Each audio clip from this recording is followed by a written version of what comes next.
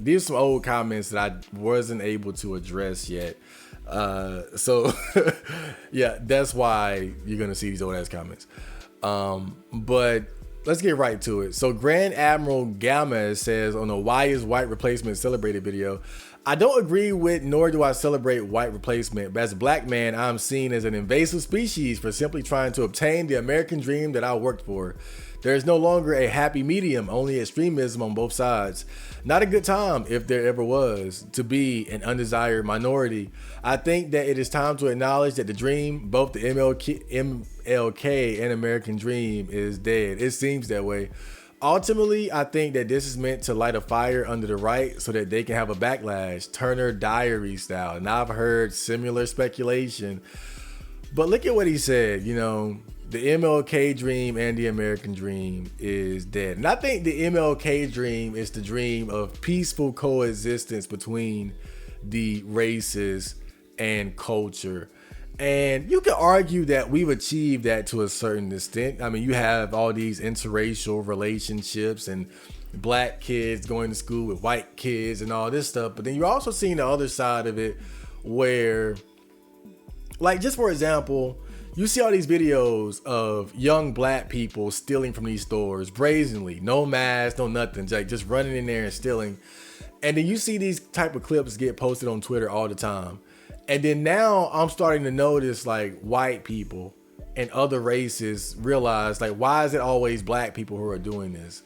And I think just certain truths about the differences between our cultures and things like, and we all know this, the gun violence and the difference between the gun deaths in the black community versus the white community, especially considering our much smaller population in comparison, yet we commit much more gun violence in them. People are starting to realize and take notice of things like that. And I think it's an example of our failure to really completely peacefully coexist as complete equals, because I think some of these differences are creating friction between races, whether it's spoken of or not.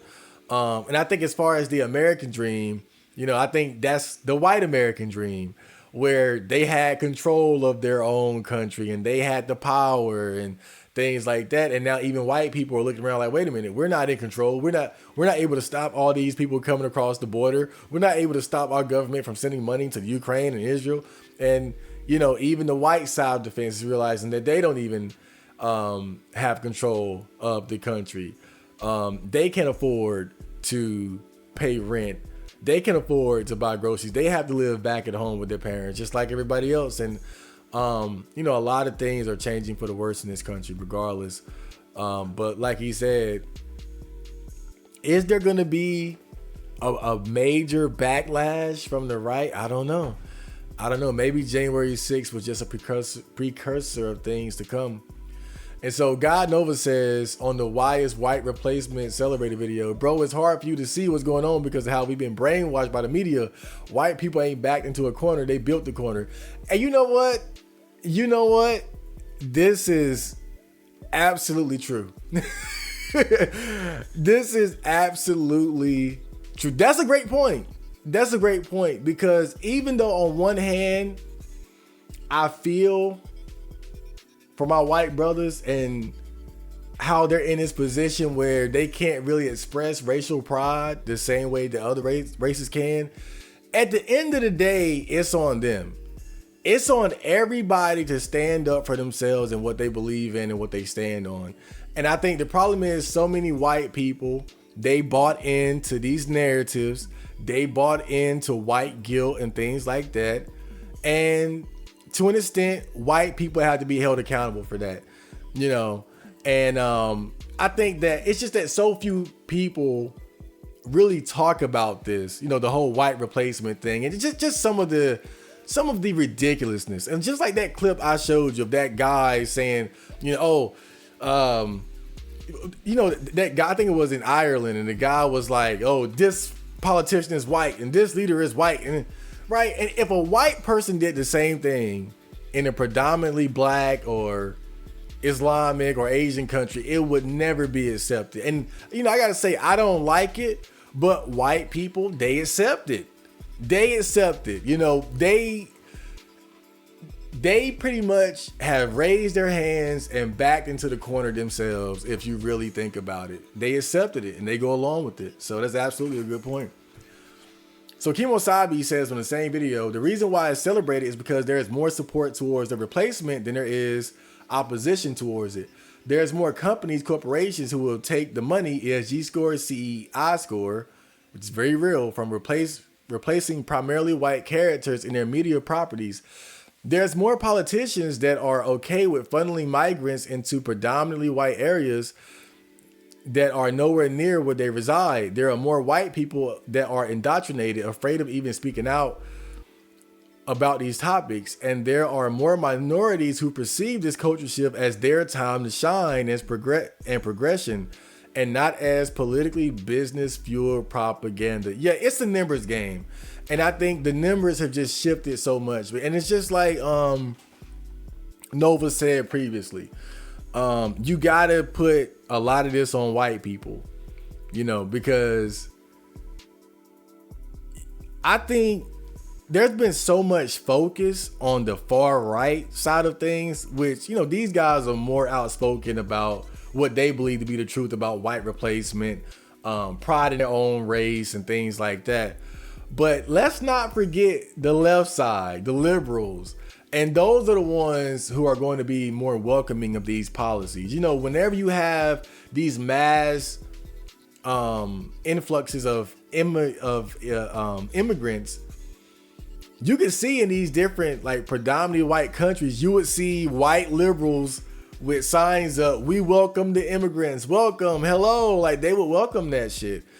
You know, I think even when Italy was going through that, like when they was experiencing this earlier last year or in the middle of last year, they had people standing out there with signs like welcoming them, even though there were some people who obviously didn't want to deal with that. In fact, the whole reasoning for electing the president that they have now was because they thought that she would do something about the illegal immigration, which she isn't. But yeah, I think it's like you said, man, it's the tide has just turned so far in that direction that, you know, this is where we are. Something so ridiculous has been normalized, and it's unfortunate. And then Lurker 5947 says, "I hope this doesn't get taken down, LOL." It didn't. Luckily, man, I was scared. I was scared, but you know what? I think my skin color saved me on this one. I think being black helped me with this one. I can't even lie, bro. I think that's the only reason why I put a black face up there. Like, what you gonna do?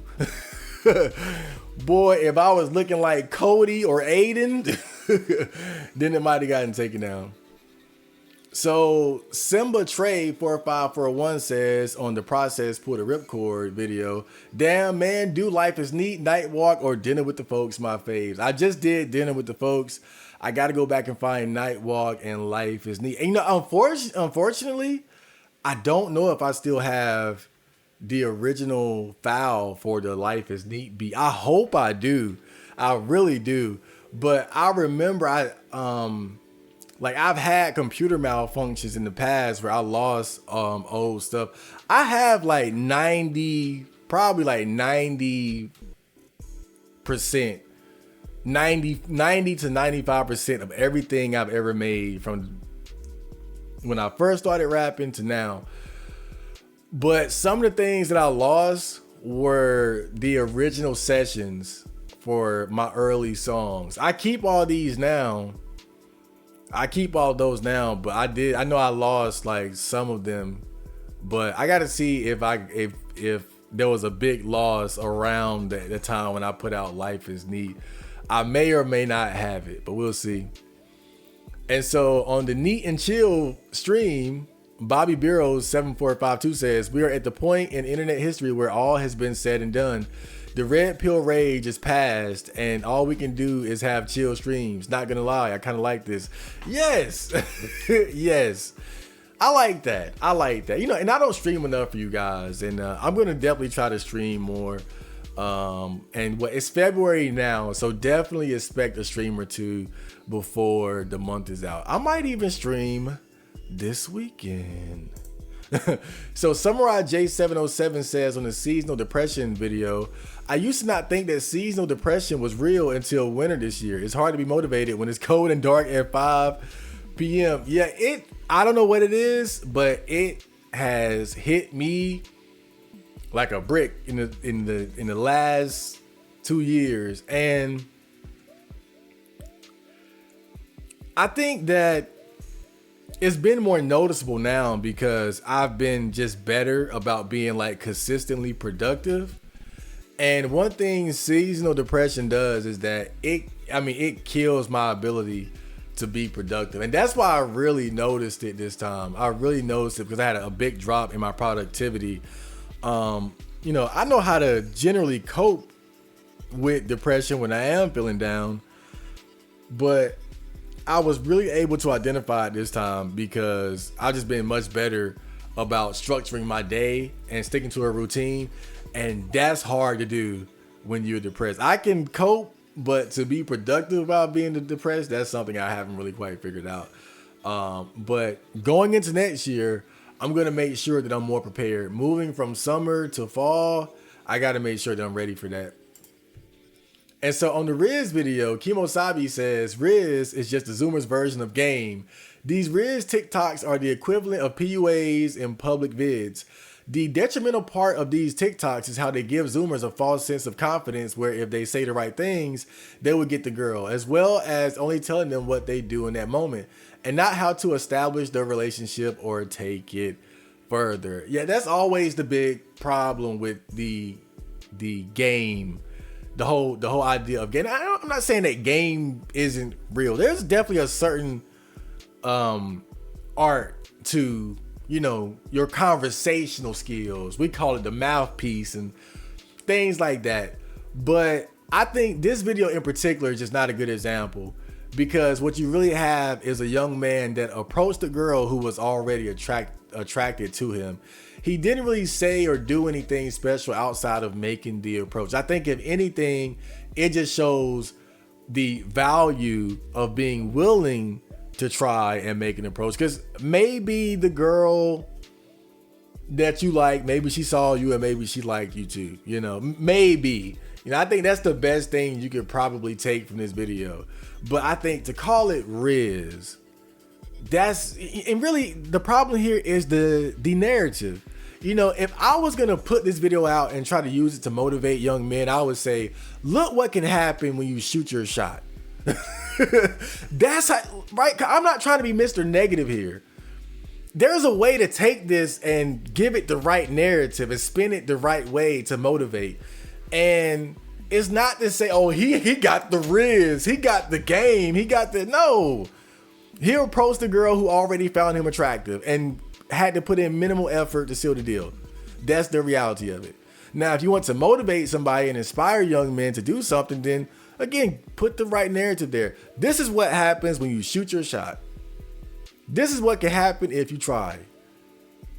The girl you like might like you back. That's what you do. You don't have to go with this bullshit Riz stuff.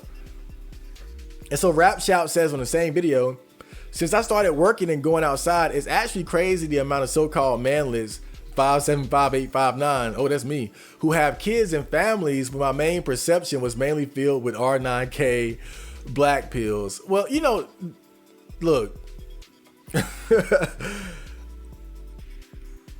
This is kind of the problem with the black pill that I see, is that some people buy into the exaggerations.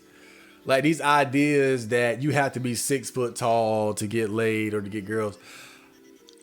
And I think you got to have a more balanced view, because I think when it comes to stuff like height, the truth is, and not just height, but race, facial structure, facial symmetry, body fat, the shape of your body. Black pill primarily focuses on the physical aspect of attraction, the looks department. And while a lot of that is true, most of that just gives you different advantages. It gives you different advantages and puts you at disadvantages. And so when you're talking about height, it's one of those things where being tall is definitely an advantage when it comes to attracting the opposite sex. Not only that, but height has also been associated with greater success in business and different endeavors in life all around. But that doesn't mean that you can't reproduce or get girlfriends or get married at 5'7", 5'8", 5'9". Now that's the problem with the black pill, is that if you don't have the mind to understand when things are being exaggerated, when you don't have enough of interacting with reality under your belt to see, you know, the counterpoints, then yeah, you'll make the mistake of thinking, oh, if you're 5'8", you're not gonna have kids. You're not like that, and that's ludicrous. But I think it's just as ludicrous on the other side when you have normies who say these things don't matter. They absolutely do matter, but they're simply advantages and disadvantages. They're not things that are going to typically completely prevent somebody from having any success in dating whatsoever. You know, it's like I go to Walmart, and Walmart is full of illegal immigrants, and a lot, man, those Mexicans from Mexico, they are tiny. They are so small. I'm only 5'8". Most of those guys like 5'6", 5'5", but they all have girlfriends or wives that are a little bit shorter than them.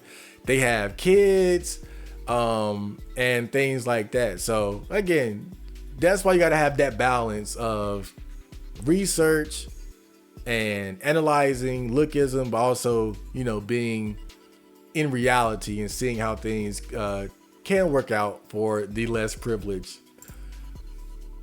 And so Sleeper 9638 says, on the seasonal depression video, bro, look into vitamin D3. It is medically proven that black people have a harder time synthesizing vitamin D in environments that have lower sunlight exposure compared to the very large amounts of sun exposure they're adapted to having in Africa.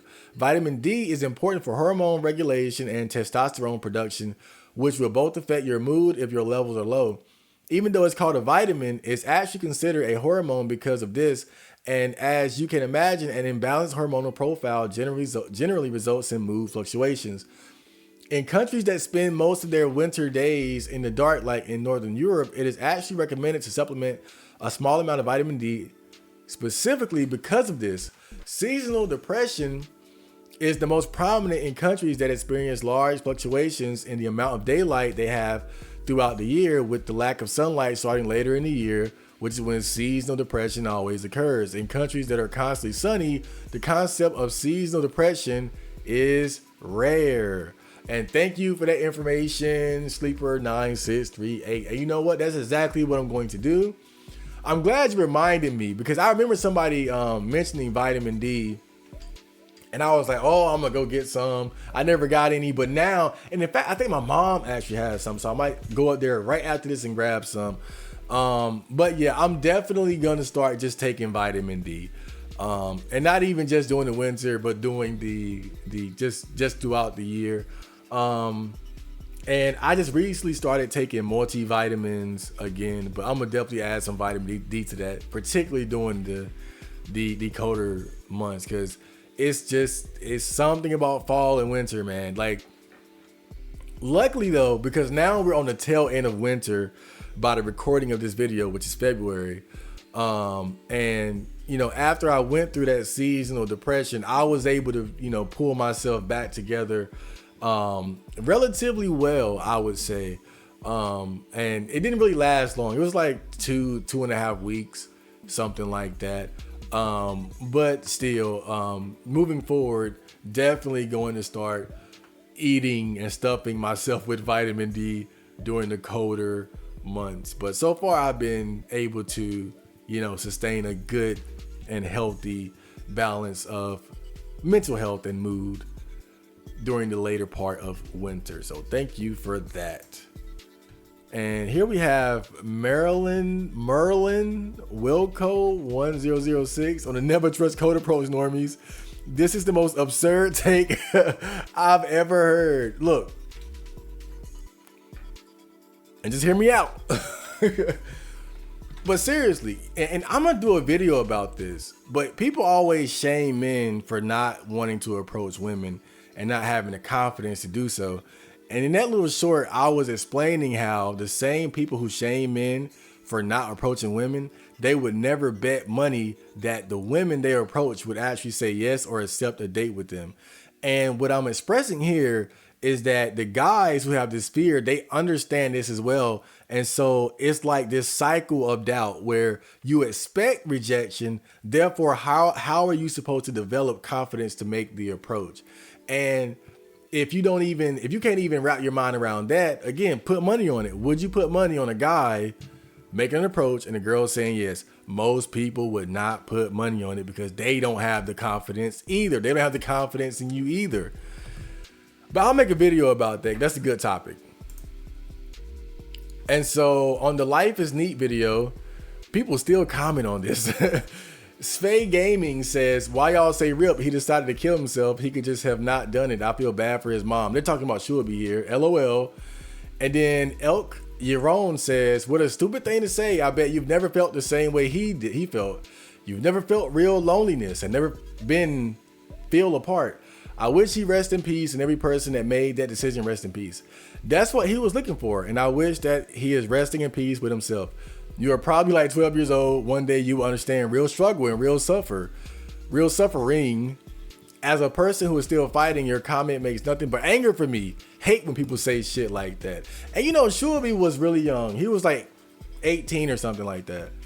And you know, I had suicidal thoughts throughout, I would say from, I think like 17 to my early 20s, sporadically. But I think 18, 19 was definitely the worst time for me.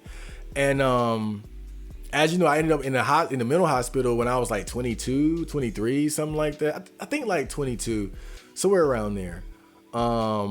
And after I got out, it was a slow rebuilding process of my mental health and, you know, taking steps to make sure that, you know, I didn't have to go back. And, you know, I ended up becoming a very happy person, to say the least. But, you know, it's amazing when you look at how far I've come, though. You know, I have people who are really, you know, they really admire me for my positive attitude and the way I'm able to sustain, you know, a relatively high level of happiness throughout the year or throughout, you know, just my life up to this point. And some of these people, you know, more successful in life than I am, but they still find that to be admirable. And, you know, I think that being someone who, you know, used to feel the way that Should did, at least somewhat, you know, because I had, real shit, I had the exit bag under the bed. I had the helium tank and all that shit ready to, like, let me tell you, I was there, bro. And yeah, even someone like myself, who's like the image of joy and jolliness, used to be in those dark places. So, you know, I definitely understand it, man. It's unfortunate because I think that had he given himself more time and maybe even a change of environment, he probably would, you know, would still be alive today and might even be as happy, if not more happy, than I am. I think the most unfortunate thing about it is that he gave up so early. He gave up on himself before he gave himself the opportunity to make things better.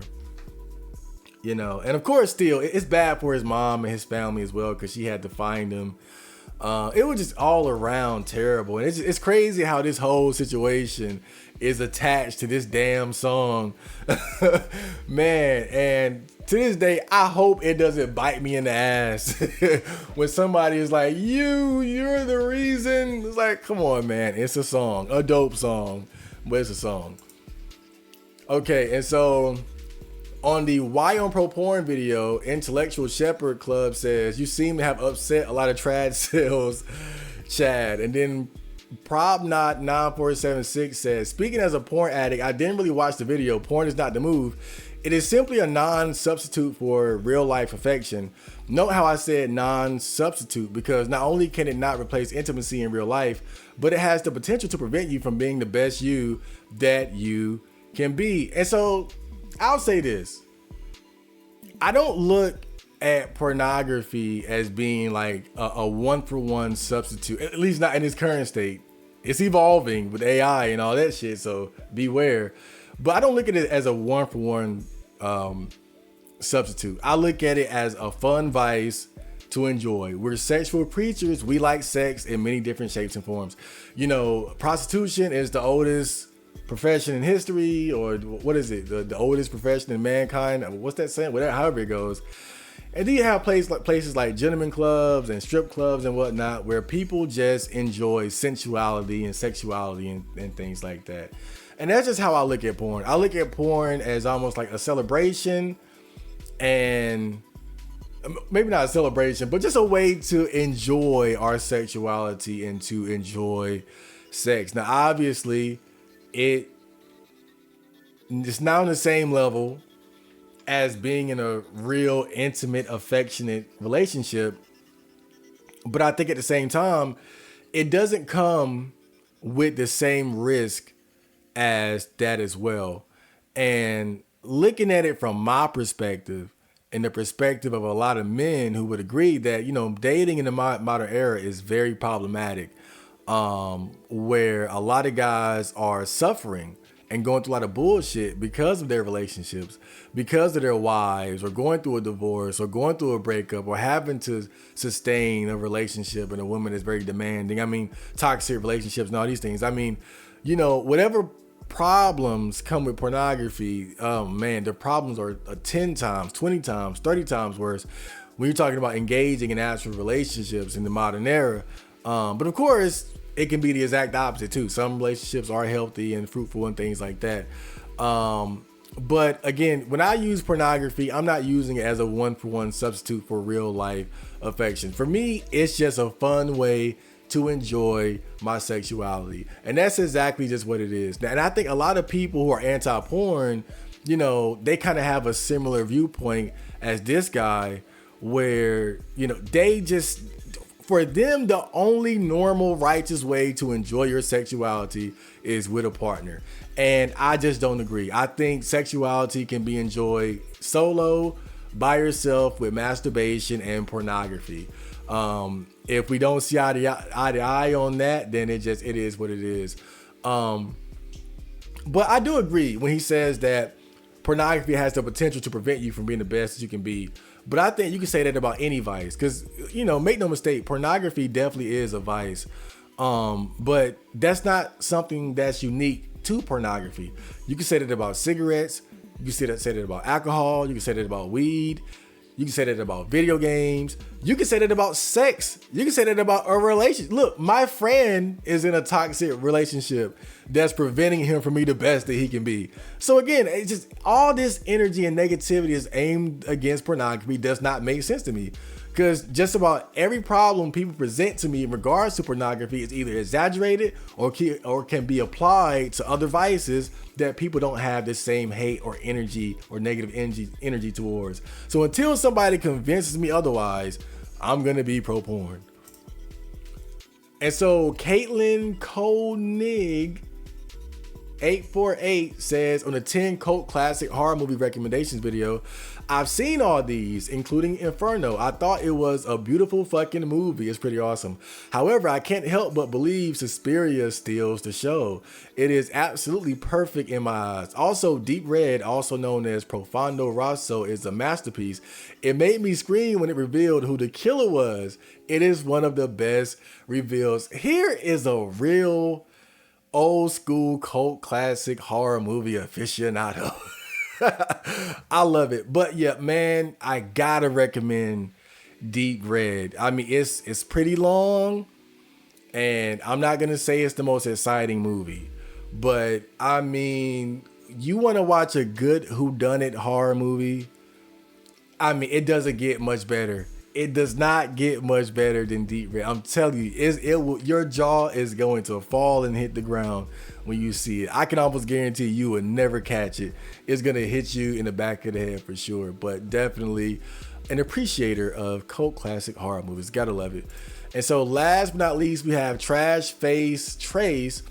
And Trash Face Trace says, this is a neat list. I have only heard of 2 or 3 of these, and I really appreciate some uncommon recs. Thanks for talking about whether there were some themes of SA. I think that's sexual assault. That's very helpful. I'm assuming this individual wants to avoid movies with sexual assault. And I gotta say, man, I love horror movies, but it's something about stuff like that. And look, I'll watch it. Don't get me wrong. I'm not gonna shy away from it. But it is one of those themes that really hits me in the gut. You know, that's why I have a hard time watching stuff like I'll Spit on Your Grave twice, because it's just something about sexual assault that's just like extra dark for me. But I'm glad you appreciated that cult classic horror movie list, Trash Face Trace. I love to see an appreciator of the classics. But that is it